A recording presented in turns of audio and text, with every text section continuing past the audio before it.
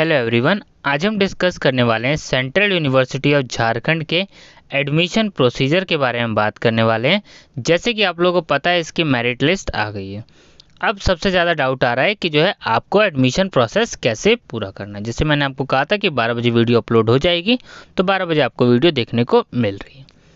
पहला यहाँ पे सबमिट करना था application form, taking entrance test अगर एप्लीकेबल है तो CUET के थ्रू हो रहा है, तो पहला ऑप्शन तो आपका हो गया। काउंसलिंग और रजिस्ट्रेशन दूसरा ऑप्शन भी आपने कर लिया, क्योंकि एडमिशन्स की लिस्ट में जो है आपको नाम देखने को मिल गया है। थर्ड है ऑफलाइन एडमिशन। एडमिशन कैसे है? Offline.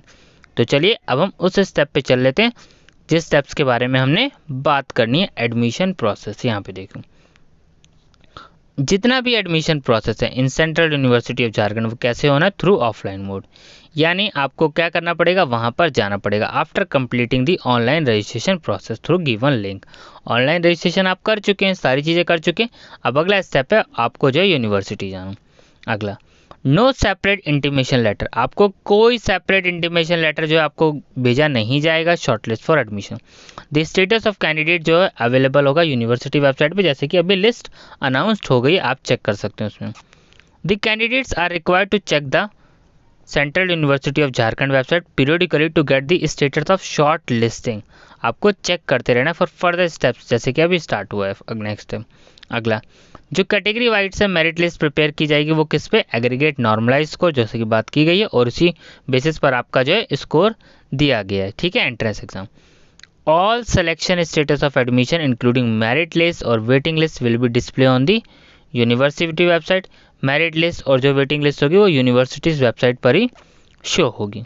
Those candidate whose name will reflect in the merit list, जिन भी बच्चों का नाम है, they will have to report physically to the concern department on the specified date. जैसे कि मैंने आपको लिस्ट डाउनलोड करके बताया, मैंने आपको बताया कि जिस भी डिपार्टमेंट में आपको जाना है ऊपर ही मेंशन है, जिस भी कोर्स में आपने अप्लाई किया उसका मेंशन है। जैसे जियोग्राफी में अप्लाई किया तो जियोग्राफी डिपार्टमेंट होगा, तो आपको जियोग्राफी डिपार्टमेंट विजिट करना है। सिर्फ उन्हीं बच्चों को जिन बच्चों का नाम लिस्ट में हैगा। यहाँ पे देख लीजिए, जैसे कि यहाँ पे मेंशन है।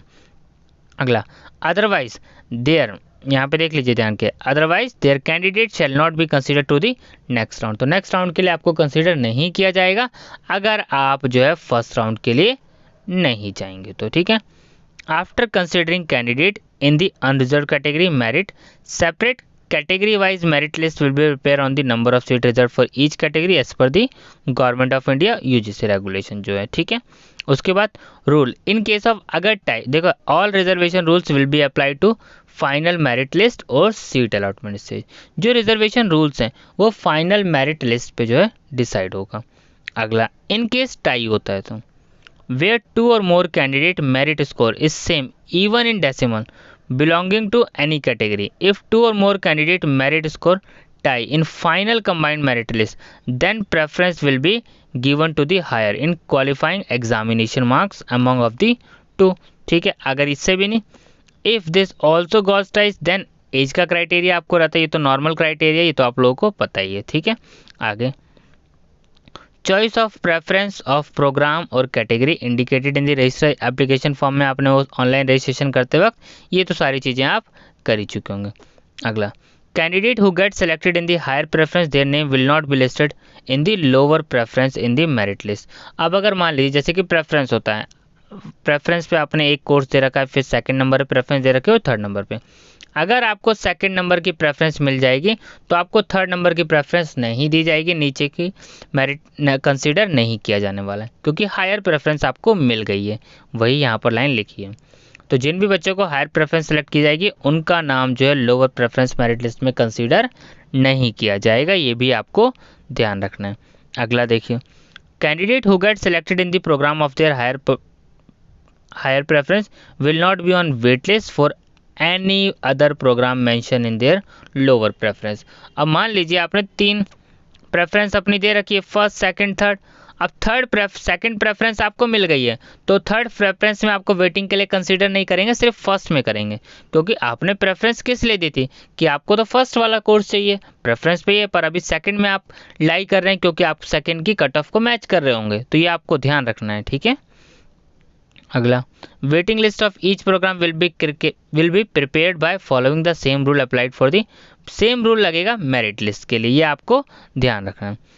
If candidate gets selected in lower, second or third preference in the merit list, their name will be shown in waiting list of higher performance। तो मैंने आपको बता दिया। अब मान लीजिए जैसे कि फर्स्ट, सेकंड, थर्ड, अब आपका थर्ड लिस्ट में, थर्ड प्रेफरेंस में आपका एडमिशन हो गया है, तो आपको सेकंड और फर्स्ट वाली वेटिंग लिस्ट में वेटिंग के लिए दिया जाएगा, ठीक है। Once move to higher performance upon activation of link, वही वाली बात है मेन चीज।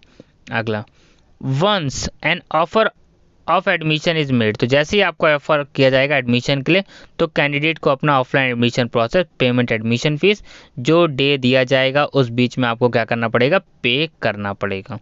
The payment of admission fees shall be collected through online the same registration login portal, fees आपको ऑनलाइन पे करें, और the candidate must submit the copy of fee payment, fee payment receipt जो है आपको सबमिट करनी पड़ेगी, ये आपको ध्यान रखना है, ठीक है।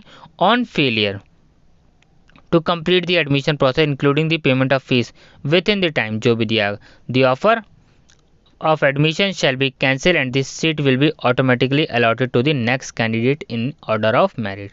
तो आपको जो टाइम दिया जाएगा फीस पेमेंट करने का, अगर आप पेमेंट नहीं करेंगे तो नेक्स्ट कैंडिडेट को सीट अलॉट कर दी जाएगी, तो आपको टाइम लिमिट का भी ध्यान रखना है, ठीक है। अगला, if the candidate whose qualifying examination is not recognized by UGC or any other body, if the same is found at any point of time during the admission process, उसका application form क्या कर दिया जाएगा, reject कर दिया जाएगा। यानी आपके जो क्लास 12 के मार्क्स हैं, क्लास 12 की जो मार्कशीट है, अगर वो अप्रूव्ड नहीं होगी तो अप्रोप्रिएट बॉडी से, ये भी आपको ध्यान रखना है, ठीक है। नॉर्मली ऐसा कुछ नहीं होता है।